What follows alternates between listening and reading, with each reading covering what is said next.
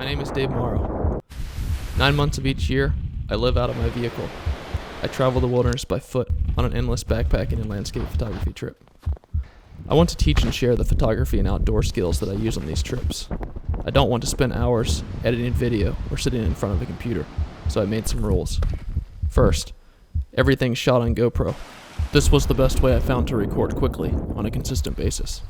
Second, I can only spend 20 minutes editing each video. So thanks for watching, and welcome to the Landscape Photography Journals. 8 years ago, before picking up a camera, before spending months in the wilderness alone, traveling by foot, I read a book that changed my life. When I was 24, my brother gave me On the Road by Jack Kerouac. This sparked my imagination for the possibilities, place to travel, and lives to live. You see, at that time, I was an aerospace engineer, a flight scientist, designing and building 777 model jumbo jets. I couldn't see myself spending the next 30 years inside a cubicle, no matter what the pay. I decided to make a plan and get out. Over the following 4 years after reading On the Road, I designed the ideal lifestyle in my brain, and then started engineering it on paper to build it in real life. 4 years ago, I walked out the door and quit my job as an aerospace engineer to become a full-time landscape photographer. It was the scariest and best choice I've ever made. For the past 4 years, I've traveled constantly, loading up my vehicle for 3 months at a time with all my photography, mountaineering, and backpacking gear, with 2 weeks of food and 2 weeks of water, and driving into the wilderness. Once I arrive at the end of the road, I park my vehicle. I pack my food, I pack my backpack, I pack my camera and 2 lenses. I wander out by foot for days on end, sometimes weeks at a time, without seeing anybody. This is what drives me. This is what makes me push my photography to the next level. My goal in this video is to show people a different world, one they may or may not have seen before, different ways they could live, different ways they could survive, outside, without a desk job, without that daily struggle of your brain wanting to be somewhere, but your body being somewhere else. This video is dedicated to those of you about to start a new adventure in your life, and to Jack Kerouac and Edward Abbey for showing me the path. I am on week 6 of a 2-month photography trip, which I'm taking through basically all the mountain states of the United States. So I went to Wyoming, did a week of backpacking, actually 100 miles and 8 days of backpacking through the winds of Wyoming. Then I headed down to Colorado, did a week of backpacking there, and then another week of small hikes out of like a specific camp spot. So I kind of just had like a base camp and did day hikes. So I did that for all the nice fall colors in the mountain states. Next I headed over to Utah, and I was there for 3 weeks. Hit 3 different backpacking spots I wanted to go on for a week each, and then did some scouting for another trip I want to do next year. And now I'm down in California, which I came to through Nevada. So it is a nice, cool October day here in the deserts of California. Huge mountains all around. And there's really nobody out here. But I got my base camp set up here, which I'm going to walk you guys through here in a second. So I live out of this thing full time when I travel. So it goes between driving this to new places and then backpacking in those new places once I get there. So I'm fully self-contained out of this. I can go mostly anywhere. Does really well off-road. And I have my full bed set up in there, as well as food and all that good stuff. But I'm going to jump in here and I'll show you guys through the vehicle and where I live when I'm traveling.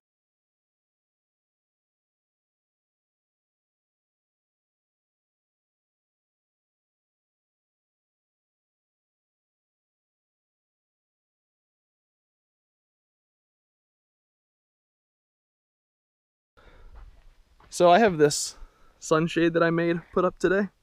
So basically I just park the vehicle facing directly towards the sun, where the sun rises, I should say. I have a cover in the front, and then this is just like thick burlap. And it also hangs on the inside of the vehicle. So I put up these little hanger things. So if it's raining, I can hang it on the inside of the vehicle. So it's got a kind of a dual purpose. So here's the inside, and I'll go through this first setup, and then I'll go through a different setup of how it works. It really works specifically well for all different kind of travel. So here's what I have. I keep all my coats and like winter weather stuff in here. So basically I could be traveling to any ecosystem on these trips. So it has to be ready for cold, warm, summer, whatever. This bag is all my actual clothes. So these are outer layers, coats. These are clothes. I have them all stuffed in there so I can use them as pillows. So I just put them back there. So my full sleeping pad fits in here, sleeping bag. And this door that folds down can actually close, and I still fully fit in there. Now that's kind of the one person setup. I can also go with a two-man setup where my brother and I both fit in here. So 2 sleeping pads will fit in side by side, and this main door still closes. On this side back here, I have my Kindle, bathroom stuff, bottle of whiskey, of course, toothpaste, basically easy access stuff that I need to grab all the time.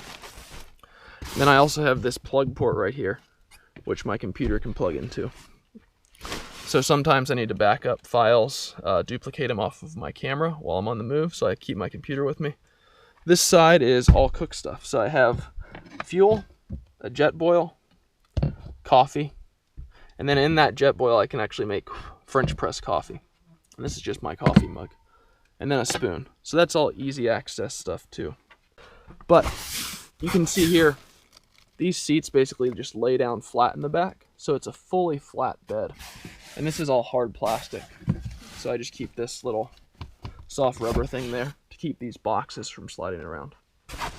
The other thing that's nice about this, and I'll show you guys through all these boxes here with all the gear in a minute, but these boxes fit in the back across this way, as I'll show you soon, or I can actually stack all 4 of them going right this way.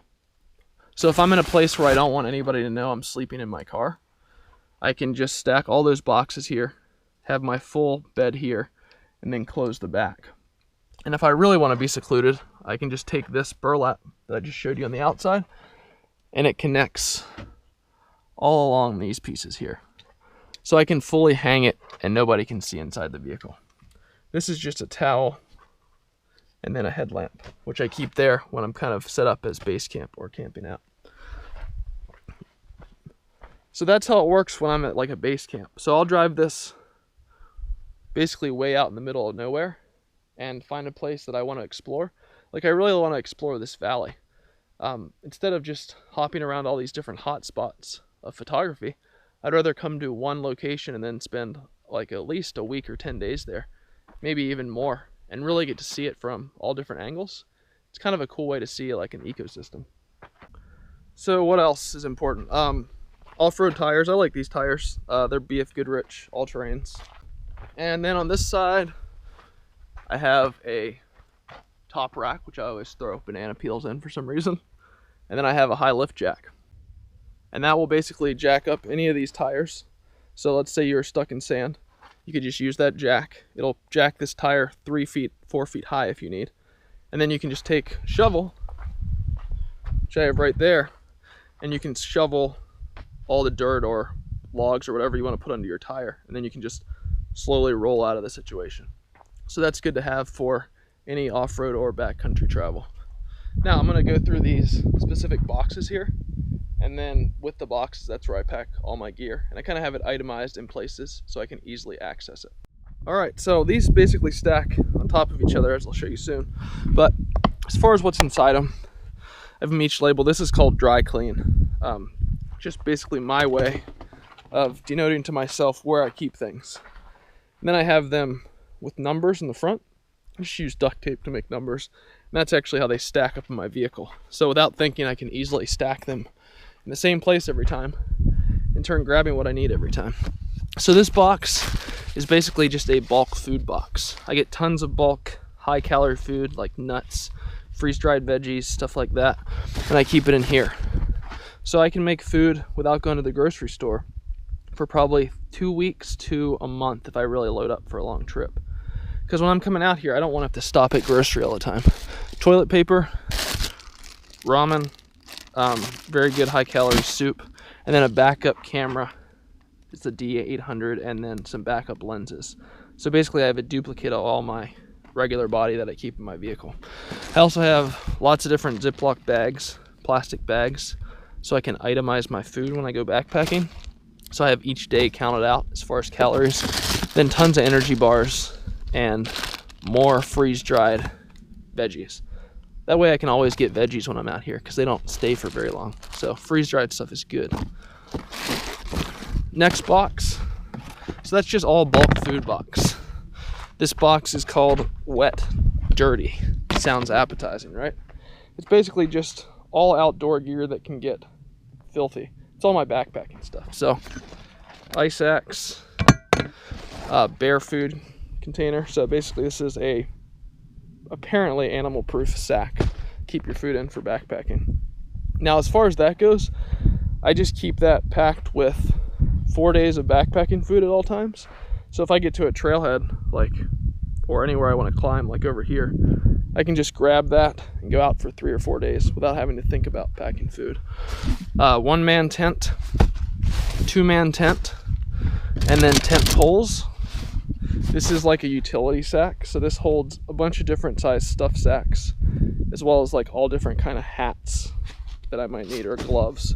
So basically any random stuff that I need for special use cases, I keep in there. These are micro spikes, so they're basically little spikes that you can attach to the bottom of your shoe, like cleats, for walking in snow or ice, basically. And then once the snow gets real deep, I have my snowshoes. Those go in there. And this is a waterproof stuff sack. I think it's like a 30-liter stuff sack or 40. That's where I keep disgusting dirty clothes. Like if something's beyond dry out and clean, I'll keep it in there so it doesn't smell. So that's that bag. So the next box, I just have this labeled as equipment. So equipment box is basically all emergency gear, or just like vehicle, car, tools and stuff like that. So an air pump, which you should always have. Then I have extra oil for my vehicle, extra engine coolant, water filtration systems, camelbacks, lots of different size camelbacks.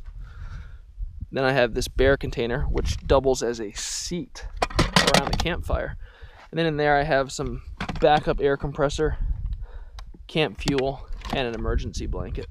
Inside this plastic container I have lots of jet oil camp fuel, because I don't want to have to find a place to buy camp fuel. So I normally carry a whole trip's worth of camp fuel in there.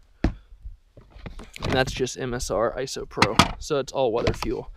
For oil, fire extinguisher, if you have a engine fire or anything else that can happen out in the middle of nowhere, you can put it out. Bear spray, 2 different cans of bear spray. This is another water filter. I always have 2 water filters on me. And then fix-a-flat, run flats. So I carry a spare tire under this vehicle, and I also carry 2 fix-a-flats. So these, if you get a puncture, not a split, but a puncture in your tire, this will actually blow up your tire and repair the puncture for at least 100 miles. So that's bailed me out once when I got 2 flat tires. I had to use this on one and the spare on the other. So I actually carry 2 fix-a-flats. Let's see what else I got. This is a toolbox, essentially. So you're gonna have a headache when you have to work with tools. So ibuprofen, a backup first aid kit. So I have 1 first aid kit in my camping or my backpacking bag, and then I have another in here. This is all seam grip, which you can use to repair tents or outdoor clothing. Then I have a few other things. Those are fuses for a vehicle in case you blow a fuse. A notebook of vehicle maintenance. And then the high lift instruction kit, which I just keep for the hell of it. I already know how to use it. But Thermarest, this is a repair kit for my sleeping mat. So you could patch a sleeping mat. Then I have a bunch of lubricants and then odd and ends parts like backpacking clips for a backpacking bag. So if you break a clip out on a trip, your backpack is rendered useless. So that's a huge failure item that could ruin a trip for you. And then I have a bunch of rope in there. What else? I have suntan lotion, WD-40, Gorilla tape, which is just really heavy duty tape, and then a bunch of vehicle tools. so I can fix my vehicle when I'm out here if I need to. If it's a part issue though, I can't really fix my vehicle and I'm still screwed. So for that reason, I have an emergency response beacon. So basically it's a GPS beacon. I can show you that in a second. So that's all I have in the equipment bag. That's basically stuff that you need if you're screwed or you're having trouble. You have to bail yourself out of it. Go in that box. This is the food box. So this is what I eat out of daily. It's kind of itemized or organized. So I have olive oil. I basically get this stuff bulk. I have these plastic containers. That's olive oil. This is tamari sauce, which is like soy sauce. Sriracha. This has like pepper in it. Can opener. Coffee. Instant coffee for backpacking. This is protein powder with plants-based supplement in it. So basically, if you take this, you'll get all your greens for the day, and it's got 20 grams of protein. So I eat that when I go backpacking. Good way to get all the daily nutrients. Lots of beans. These are carrots. And then daily bulk food like dried bananas, dried blueberries, oats, and some peanut butter. So that's what I carry in the food container. The other thing I also carry in the back is water and 5 gallons of gas. So 7 gallons of water, 5 gallons of gas. Along with those, I have 2 other water containers that I carry behind my seats, and I'll fill those up as well if I need to. So that's an extra 15 gallons in those that fold up. So the last thing that I keep in the back, I had to move all my stuff back to access it, but this is just an emergency access area as well. So this is where that burlap shade packs. It'll fit in there.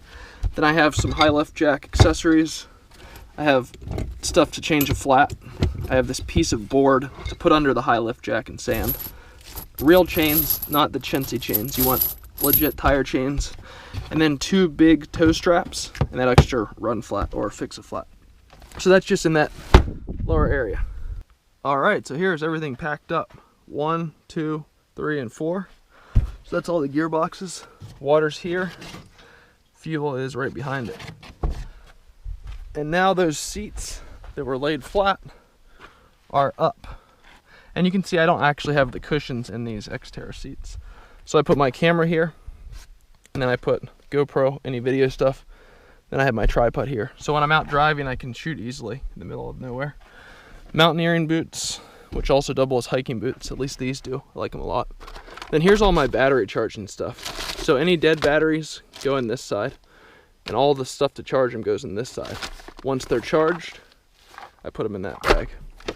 And this is an inverter that I actually wired right into the car's electrical system on a switch. So when the car's on or off, this thing can continue to run and charge my batteries. So that's all the battery charging stuff. In the front, driver's side, I have my map box. So this is topographic maps. I probably have 50 or 60 maps in here. These basically cover all the wilderness areas and national parks from Colorado west in the United States and some Canada as well. Also have a road atlas, the 2016 version. It's been used a lot. I like to navigate with hard copy maps. Cup holders, coffee, water. Jumper cords, so this stuff actually gets stashed under the seat. Jumper cables in case you die, and this is actually a jump starter battery. So if you die, your car dies, I should say, in the middle of nowhere, and you need to charge the battery, this will do it. It also has USB ports, so you can charge other equipment if you don't want to turn your car on. So then I'll come around to the other side, and I didn't show before, but this backpack, which I use for photography and backpacking, was up in the front seat before. Here's where I stashed my shovel, and this is a muscle roller, which is amazing. It's a hard foam cylinder that you roll on the ground, and it helps to stretch your muscles out. And then a stretching mat as well. So I do a lot of trail running and long distance backpacking, and if I don't stretch out every day and stay active every day, then my body falls apart. So that's why I have that stuff. Then I just have the driver's side seat, which has nothing in it. So you can see that everything packs up very efficiently. I have tons of room. There's nothing laying out all around the vehicle. So when I'm driving off-road on bumpy roads, there's nothing to shake around. So that's the entire setup. And I like this vehicle a lot. It seems to do what I need for landscape photography and backpacking trips. So hopefully you guys enjoyed that little tour of my off-road landscape photography vehicle. Thanks for watching. Have a good one, guys. See ya.